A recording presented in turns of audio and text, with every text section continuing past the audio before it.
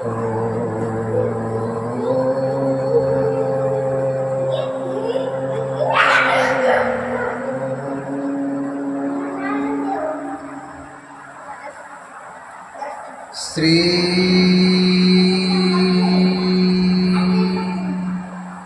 शांब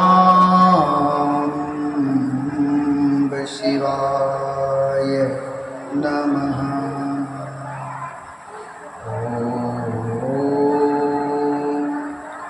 श्री शांब शिवाय नमः। ओम श्री गणेशाय नमः। ओम श्री गणेशाय नमः। अथ पंचमोऽध्यायः। अथ पंचमोऽध्यायः।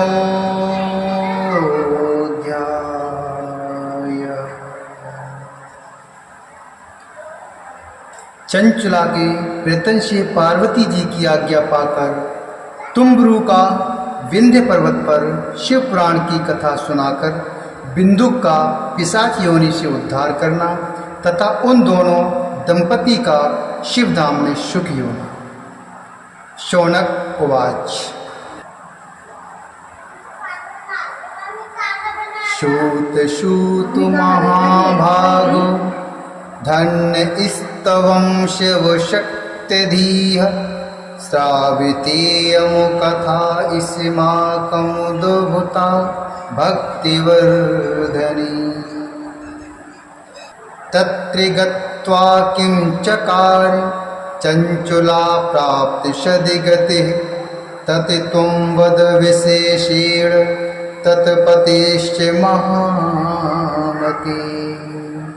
शौनक जी बोले, हे महाभाग सूत जी, आप धन्य हैं। आपकी बुद्धि भगवान शिव में लगी हुई है। आपने कृपा पूर्वक यह शिव भक्ति को बढ़ाने वाली अद्भुत कथा हमें सुनाई। हे महामते, सद्गति प्राप्त करने के बाद वहां जाकर चंचुला ने क्या किया और उसके पति का क्या हुआ, यह सब वृत्तांत विस्तार में हमें बताइए। सूत जी बोले, हे शौनक, एक दिन परमानंद में निमग्न हुई चंचला ने उमा देवी के पास जाकर प्रणाम किया और दोनों हाथ जोड़कर वह उनकी स्तुति करने लगी। चंचला बोली, हे गिरजानंदिनी, हे स्कंद माता, मनुष्यों ने सदा आपकी सेवा की है। समस्त सुखों को देने वाली हे शंभु प्रिय, हे ब्रह्म स्वरूपिणी, आप विष्णु और ब्रह्मा आदि देवताओं द्वारा सेव्य हैं। आप ही सगुणा और निर्गुणा भी हैं तथा आप ही सूक्ष्म सच्चिदानंद स्वरूपिणी आद्या प्रकृति है। आप ही संसार की सृष्टि, पालन और संहार करने वाली हैं। तीनों गुणों का आश्रय भी आप ही हैं। ब्रह्मा, विष्णु और महेश्वर, इन तीनों देवताओं का आवास स्थान तथा उनकी उत्तम प्रतिष्ठा करने वाली पराशक्ति आप ही हैं। सूत जी बोले, इति स्तुत्वा महेशी ताम चंचुला प्राप्त सदिगतः विरामोन्नत स्कंदः प्रेम पूरा श्रुलोचना। सूत जी बोले, हे शौनक, जिसे सद्गति प्राप्त हो चुकी थी वह चंचला इस प्रकार महेश्वर पत्नी उमा की स्तुति करके सिर झुकाए चुप हो गई। उसके नेत्र में प्रेम के आंसू उमड़ आए थे। तब करुणा से भरी हुई शंकर प्रिया भक्त वत्सला पार्वती देवी चंचुला को संबोधित करके बड़े प्रेम से इस प्रकार कहने लगी। चंचुले सखी सुप्रीतानया स्तुत्याश्म सुंदरी किं याचसे वरं ब्रूहि नादेयं विद्यते तव। पार्वती बोली, हे सखी चंचुले, हे सुंदरी, मैं तुम्हारी की हुई इस स्तुति से बहुत प्रसन्न हूँ। बोलो, क्या वर मांगती हो? तुम्हारे लिए मुझे कुछ भी अदे नहीं है। सूत जी बोले, पार्वती के इस प्रकार कहने पर चंचला उन्हें प्रणाम करके दोनों हाथ जोड़कर नतमस्तक हो प्रेम पूर्वक पूछने लगी। चंचला बोली, मम भरताधुना क्वास्तेनैव जानामि तदगतिं तेन युक्ता यताहं वै भवामि गिरिजेन गे। चंचला बोली, हे निष्पाप गिरिराज कुमारी, मेरे पति बिंदु की समय कहाँ हैं? उनकी कैसी गति हुई है यह मैं नहीं जानती। कल्याणमयी दीन वत्सले, मैं अपने उन पतिदेव से जिस प्रकार संयुक्त हो सकूं कृपा करके वैसा ही उपाय कीजिए। हे महेश्वरी, हे महादेवी, मेरे पति एक शूद्र जातीय वैश्य के प्रति आसक्त थे और पाप में ही डूबे रहते थे। उनकी मृत्यु मुझसे पहले ही हो गई थी। वे न जाने किस गति को प्राप्त हुए हैं। सूत जी बोले।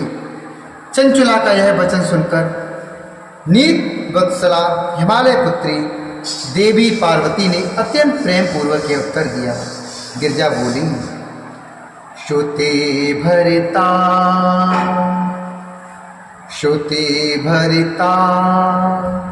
बिंदु गावो महापापी दुराशया वैश्या भोगी महामूढ़ो मृत्युवाशा नरकं गता। गिरजा बोली, हे श्रुते, तुम्हारा बिंदु नाम वाला पति बड़ा पापी था। उसका अंतःकरण बड़ा ही दूषित था। वैश्य का उपभोग करने वाला वह महामूढ़ मरने के बाद नरक में पड़ा। अगणित वर्षों तक नरक में नाना प्रकार के दुख भोग कर वह पापात्मा अपने शेष पाप को भोगने के लिए विंध्य पर्वत पर पिशाच हुआ है। इस समय वह पिशाच की अवस्था में ही है और नाना प्रकार के क्लेश उठा रहा है, नाना प्रकार के दुख उठा रहा है। वह दुष्ट वही वायु पीकर रहता है और सदा सब प्रकार के कष्ट सहता है। सूत जी बोले, हे शौनक, इति गौर्या वचः श्रुत्वा चंचुलाशा शुभव्रता पति दुखेन महता दुखिता शीतदा किल। सूत जी बोले, हे शौनक, गौरी देवी की यह बात सुनकर उत्तम व्रत का पालन करने वाली वह चंचला उस समय पति के महान दुख से दुखी हो गई। फिर मन को स्थिर करके उस ब्राह्मण पत्नी ने व्यथित हृदय से महेश्वरी को प्रणाम करके पुनः पूछा। चंचला बोली, महेश्वरी महादेवी कृपा में कुरु मामो परी। महेश्वरी महादेवी कृपा में कुरु ममो परी समोद्धरपतिं मे अद्ध दुष्टिकर्म करम खलम। चंचला बोली, हे महेश्वरी, हे महादेवी, मुझ पर कृपा कीजिए और दूषित कर्म करने वाले मेरे उस दुष्ट पति का अब उद्धार कर दीजिए। हे देवी, कुत्सित बुद्धि वाले मेरे उस पापात्मा पति को किस उपाय से उत्तम गति प्राप्त हो सकती है, यह शीघ्र ही मुझे बताइए। आपको नमस्कार है। सूत जी बोले। उसकी यह बात सुनकर भक्त वत्सला पार्वती जी अपनी सखी चंचला से प्रसन्न होकर ऐसा कहने लगी। पार्वती जी बोली, श्रुणुयादधिते भरता पुण्याम शिव कथाम पराम। श्रुणुयादधिते भरता पुण्याम शिव कथाम पराम निस्तीर दुर्गतिम सर्वां सद्गतिम प्राप्नुयादिति। पार्वती जी बोली, तुम्हारा पति यदि शिव पुराण की पुण्यमयी उत्तम कथा सुने तो सारी दुर्गति को पार करके वह उत्तम गति का भागी हो सकता है। अमृत के समान मधुर अक्षरों से युक्त गौरी देवी का यह वचन आदर पूर्वक सुनकर चंचुला ने हाथ जोड़कर मस्तक झुकाकर उन्हें बारंबार प्रणाम किया और अपने पति के समस्त पापों की शुद्धि तथा उत्तम गति की प्राप्ति के लिए पार्वती देवी से प्रार्थना की कि मेरे पति को शिव पुराण सुनाने की व्यवस्था होनी चाहिए। सूत जी बोले, उस ब्राह्मण पत्नी के बारंबार प्रार्थना करने पर शिवप्रिया गौरी देवी को बड़ी दया आई। उन भक्तवत्सला महेश्वरी गिरिराज कुमारी ने भगवान शिव की उत्तम कीर्ति का गान करने वाले गंधर्वराज तुम्बुरु को बुलाकर उनसे प्रसन्नता पूर्वक इस प्रकार कहा। गिरजा बोली, हे तुम्बुरो शिव प्रीत मम मानसिकारक शाहानया विंध्यशैलम भद्रमिति गच्छ सत्वरम। शहानया विंध्यशैलम भद्रम ते गच्छ सत्वरम। गिरजा बोली, मेरे मन की बातों को जानकर मेरे अभीष्ट कार्यों को सिद्ध करने वाले तथा शिव में प्रीत रखने वाले हे तुम्बुरो, मैं तुमसे एक बात कहती हूँ, तुम्हारा कल्याण हो। तुम मेरी सखी के साथ शीघ्र ही विंध्य पर्वत पर जाओ। वहाँ एक महाघोर और भयंकर पिशाच रहता है। उसका वृतांत तुम आरंभ से ही सुनो। मैं तुमसे प्रसन्नता पूर्वक सब कुछ बताती हूँ। पूर्व जन्म में वह पिशाच बिंदुक नामक ब्राह्मण था। पूर्व जन्म में वह पिशाच बिंदुक नामक ब्राह्मण था।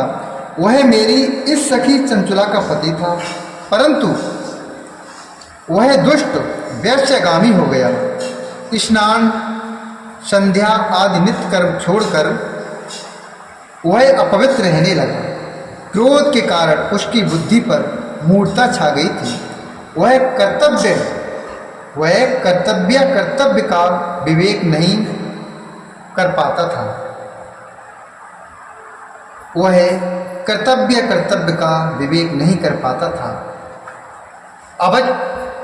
अवच्छेवक्षण सज्जनों से द्वेष और दूषित वस्तुओं का दान लेना, यही उसका स्वाभाविक कर्म बन गया था। वह अस्त्र शस्त्र लेकर हिंसा करता, बाएं हाथ से खाता, दीनों को सताता और क्रूरतापूर्वक पराई घरों में आग लगा देता था। वह चांडालों से प्रेम करता था और प्रतिदिन वैश्य के संपर्क में रहता था। वह बड़ा दुष्ट था। उस पापी ने अपनी पत्नी का परित्याग कर दिया था और वह दुष्टों के संग में निरत रहता था, अर्थात नित्य रहता था।